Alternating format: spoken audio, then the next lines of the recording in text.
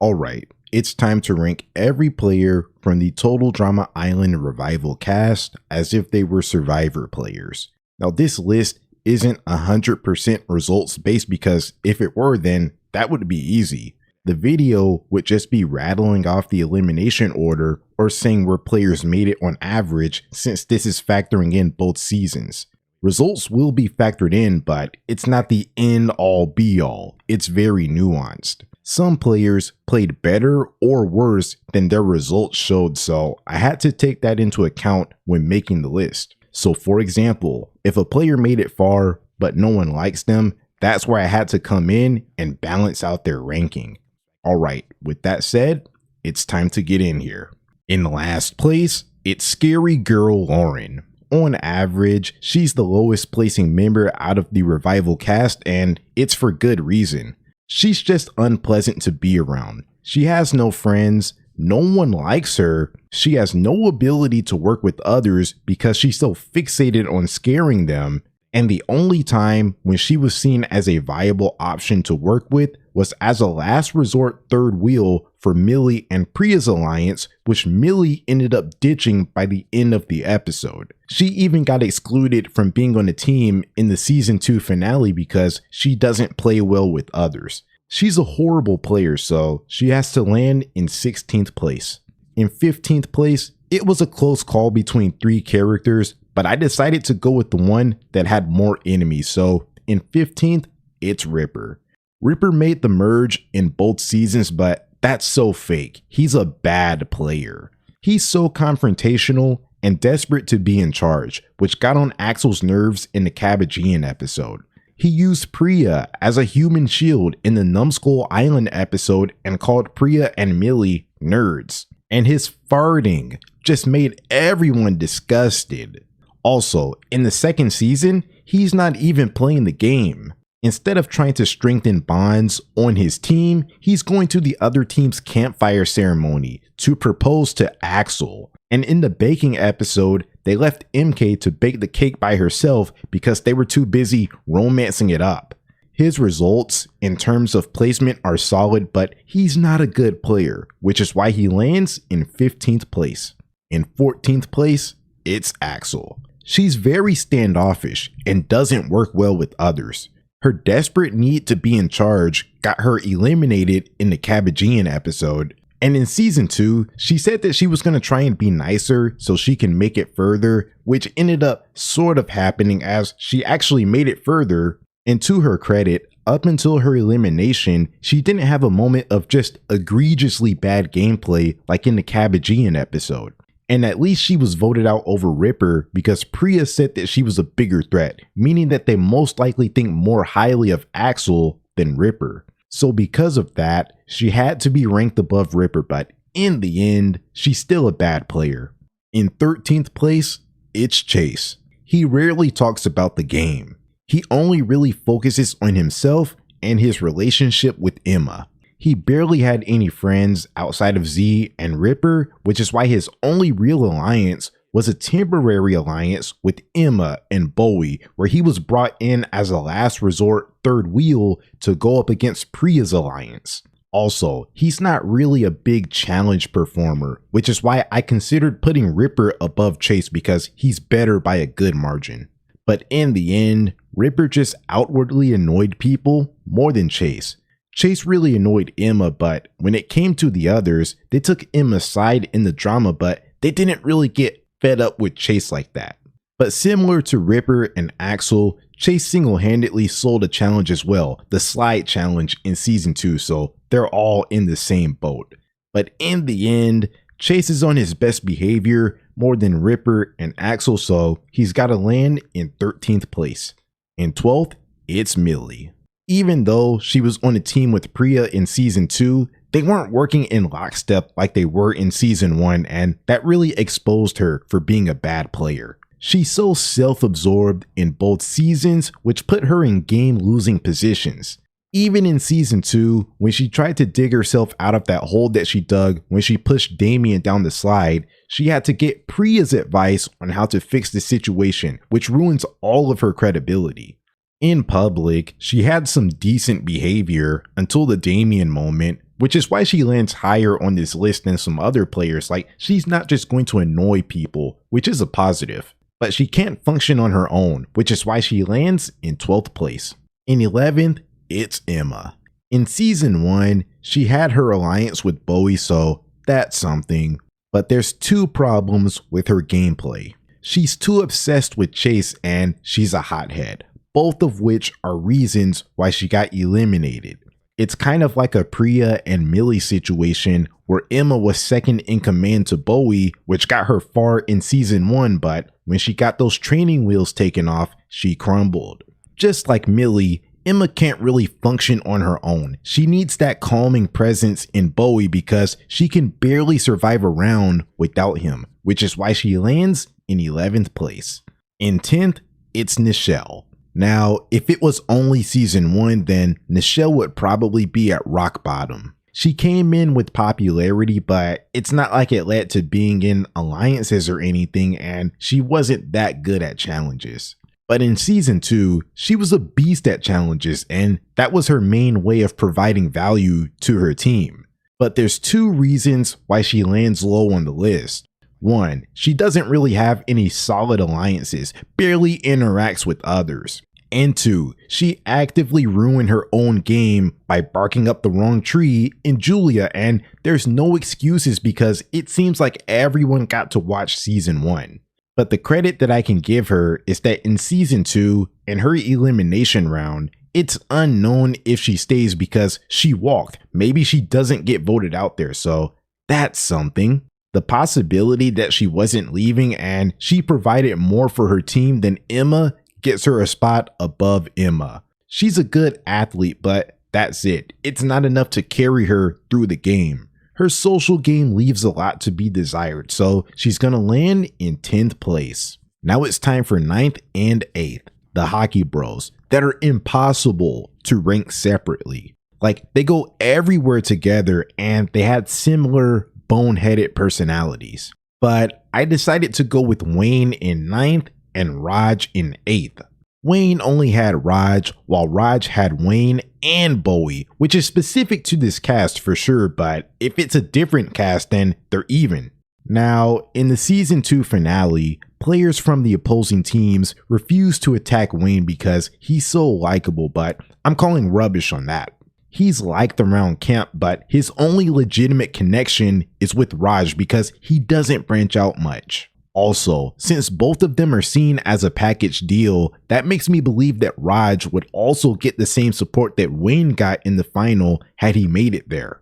Also, although this stuff didn't really matter a ton in the end, I just can't see Raj getting played by Julia the way that Wayne was getting played by Julia in the Off the Hook episode from season 2. That probably factored into why Wayne was kept over Raj because he's easier to manipulate. So even though Wayne outlasted Raj in season 2, that's not really a positive for Wayne. Although Raj didn't win, he's a smarter and more competent player than Wayne, so he has to land higher on the list. Wayne in 9th, Raj in 8th. In 7th, it's Z. He's a chill guy that's not driving any plans, so he shouldn't be a threat. He's easy to convince and he's not a threat in challenges. That's the perfect player to take to the end of the game. Now, his ability to win the game is in question, probably has a low chance of happening. Like, if he won, it would have to be like how Wayne won, just luck. Also, Z's boneheaded decision making can get him into bad situations, like when he got eliminated for playing both sides and when he got eliminated for spilling everyone's secrets. But those were horrible reasons to vote him out because in season 1, those two sides should have been begging for Z's vote so they can go into the final 6 with the majority. That's just bad gameplay on their part. And in season 2, Z going out over Caleb made no sense after Caleb got exposed. The only problem that I have with Z's gameplay is intentionality, which is a big problem. None of it is intentional, which is going to keep him from going any higher. Realistically, the Hockey Bros and Z are all in the same tier, but the tiebreaker is that everyone trusted Z with their secrets and everyone thought that they had him in their back pocket, which is very impressive, so he's going to land in 7th place. In 6th, it's Damian, which is actually a shocker that he's this high on the list. Like, in the first season, the guy wanted to quit, which isn't ideal because that means that the others could handle the elements while he seemingly couldn't. But he stayed there, and he was never a legitimate target for elimination because he was a valued member of the team, so that's a positive. Even in his elimination episode, he probably wasn't going home had he told everyone that the quitting stuff is over and that he wants to stay in the game. And even then, he was voted out so respectfully, like they liked Damian so much that they respected his previous wishes and got him out of there. That's amazing. Then looking at the second season, he made it further, won a challenge, and found an idol, which got stolen from him, but that's just a case of him getting outplayed by a better player, which isn't bad at all. This guy is just on everyone's good side. Like, there's rarely a reason for someone to be mad at Damian, and that got him to where he ended up in both seasons. So he's a solid player, and I just like how he plays the game more actively than someone like Z. He plays the game with more intentionality than Z, so that's gonna land him in 6th place. In 5th, it's MK. Although she never makes it deep into the game, like to the end game, I still like her strategy and how actively she plays the game. Like in season 1, when she was able to record confessionals for herself and used them to her advantage. And in season 2, when she flat out cheated by learning about the challenges beforehand at production meetings. Now this is cheating, she's gaining advantages that no one else had access to, but she's playing to her strengths, and it's not like she got disqualified from the game because of it, so I respect it. Also, in her partnership with Julia, she was the more important member of that alliance because she made the plans and Julia helped execute them, but some of that stuff was stuff that MK could have done on her own. The reason why she can't be ranked any higher is because I could see her snarky and sarcastic personality rubbing people the wrong way, probably why she could only make one true friend in Julia. Also, it wasn't a smart move to call Julia a butt knuckle, which led to MK's first elimination. That's totally her fault. But the second time that she got eliminated over Julia was hogwash, especially after they saw Julia's performance in the first season. But yeah, MK relies a lot on cheating, and if she got to the finale with that stuff, or maybe even the final 5 or final 4 once, then she could probably rank higher on the list. But her plans always get blown up near the merge phase, and she can't really pivot. She has very little gameplay outside of cheating, which is why she couldn't be ranked any higher.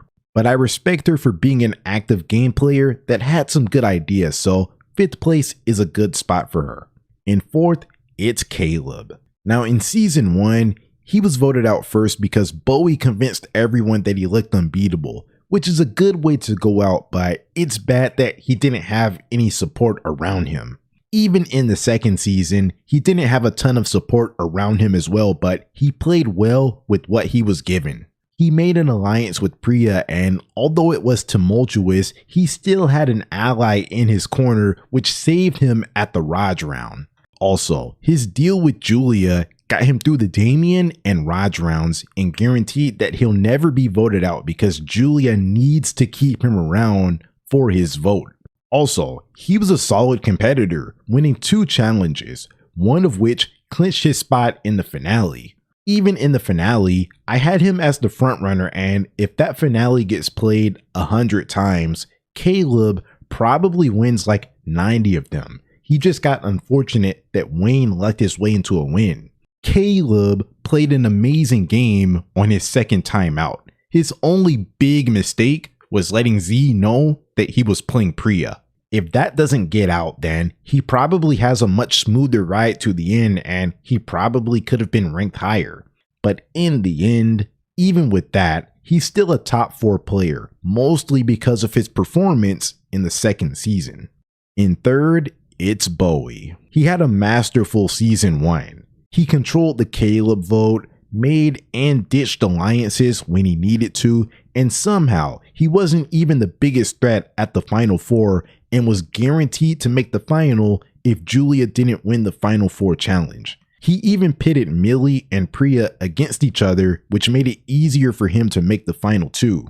That season 1 game was one of the most dominant performances in Total Drama history, and if it were only about season 1, then Bowie would be a lock for first place. But once everyone learned what he was all about, he was kind of a non-factor in season 2.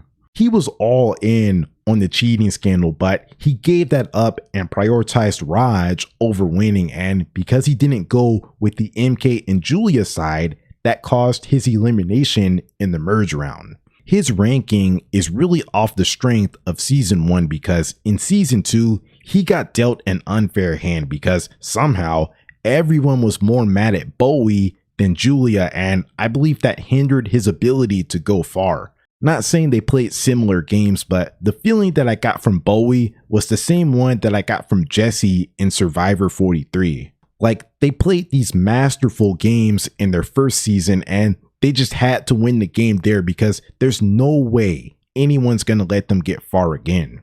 So yeah, Bowie is an amazing player when he can play his way, his style of game, which is why he lands in 3rd place. In 2nd, it's Julia. Now her social game is horrendous. She only had one friend in MK, and because of this, she rarely has enough sway to get things to go her way.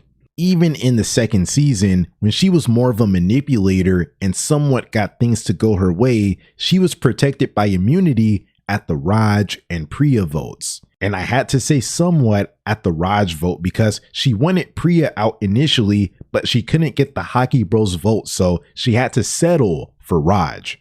That deal that Julia made with Caleb ended up being more beneficial for Caleb than for Julia, which isn't the best look strategically, especially since Caleb ended up ditching the deal at the final vote.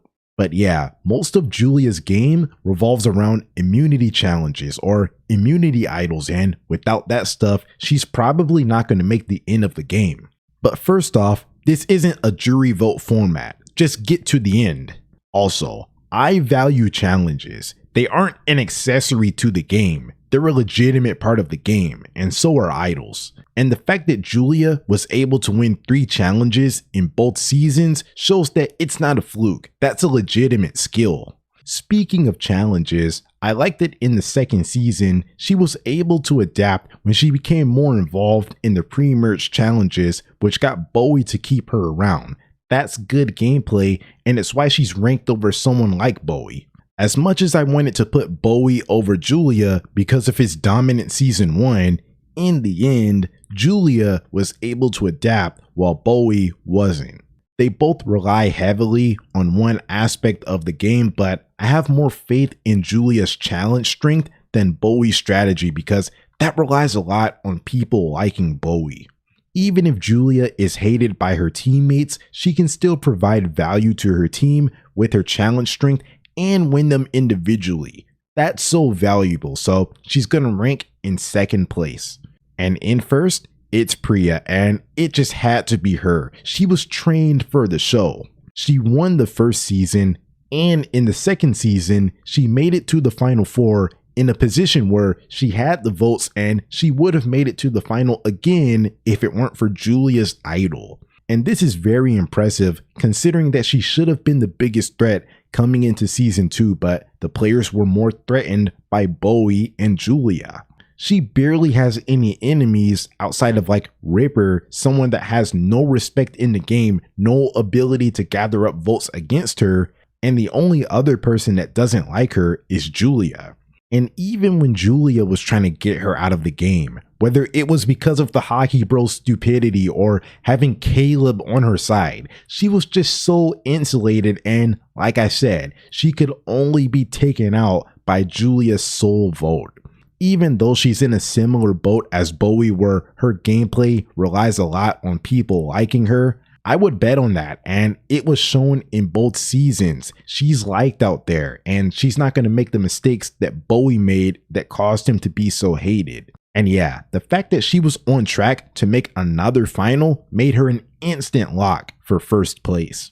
And those are the rankings. It was a tough task because in the end, Total Drama isn't about the strategy. It's about the drama, and there's more comedic characters or non-factors than gamers on this show. But this ended up being a solid list and I enjoyed making it.